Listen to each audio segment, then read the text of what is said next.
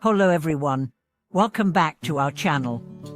It's always a pleasure to have you here, exploring these deep, transformative truths together. Today's topic touches the very core of our daily life, our health. But instead of looking outward for medical answers, we are diving inward to ask a bold, perhaps unsettling question.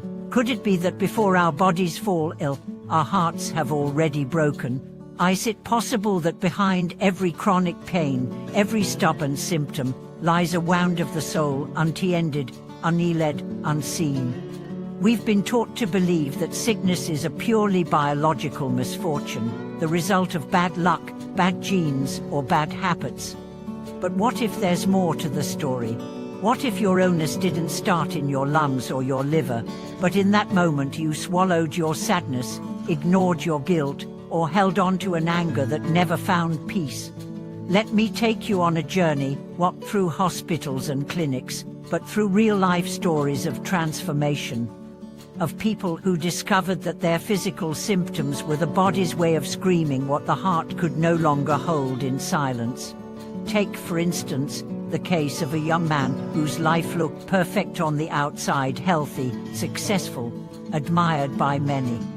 But then, out of nowhere, he began experiencing terrifying episodes of shortness of breath and racing heartbeats. The doctors called it anxiety, loaded him up with prescriptions, but nothing worked. What did work was something no prescription ever could, a guided process of inner reflection that led him back to a long-buried wound, resentment toward a father he had never forgiven. Every day, this young man had unknowingly carried a silent rage in his chest, a pressure that no medication could release. Only when he finally confronted this truth, wrote a letter of forgiveness, and bowed his head in sincere apology, did something miraculous happen. His symptoms vanished. Just like that. No pills, no surgery. Just the healing power of facing his pain. Another story tells of a woman plagued for years by gynecological issues, in and out of hospitals, enduring one painful procedure after another.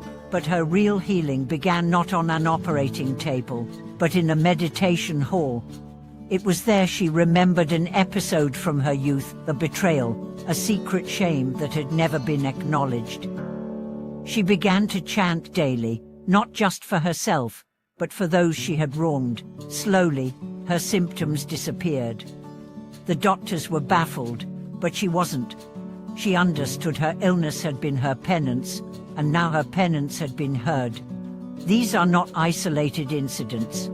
They are mirrors that ask us to look deeper when the body suffers, to ask not only, what is wrong with me, but also, where have I been wronged, and whom have I not yet forgiven? You see, disease often begins where we disconnect from others, from truth, from ourselves. When we suppress our grief, it festers. When we refuse to release guilt, it stagnates. When we ignore our anger, it burns us from the inside.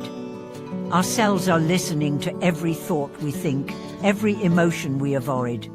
Science is just beginning to catch up with what ancient traditions have always known, that the mind and body are not separate, but reflections of the same whole. That healing is not just about removing a symptom, but removing the barrier that blocks love for yourself, for others, for life itself.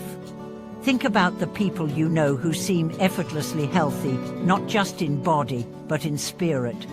Are they not also the ones who smile more easily, forgive more quickly, and speak more kindly?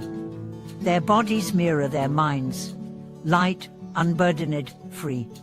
On the other hand, think of those who are constantly sick, those trapped in endless cycles of illness, doctor visits, and treatments. Often, these are the people with heavy hearts, unresolved grief, deep regrets.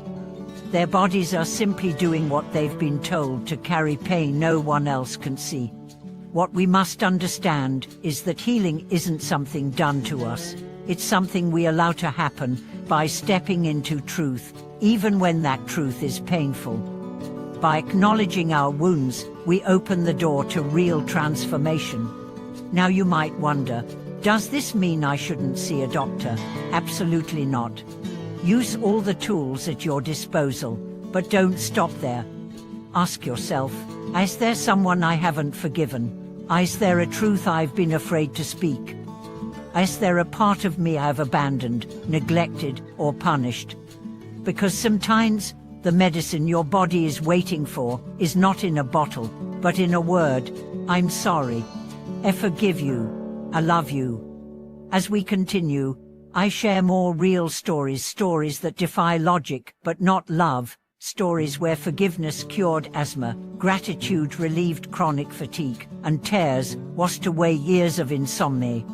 And in each of these stories, there's a common thread: the illness was never the enemy. It was the messenger. So, if you're watching this and you're struggling with illness, know this: your body is not betraying you. It is begging you to listen, not just to your doctor, but to your soul. Not just to the pain, but to the message inside the pain. Healing is not a miracle. It is the natural outcome of living in truth. It is the reward for the courage to feel everything we've tried to forget.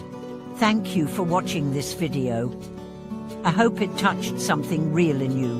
If it did, please share your own healing stories in the comments. Maybe there's someone out there who needs to hear your voice, just as you needed to hear this message today.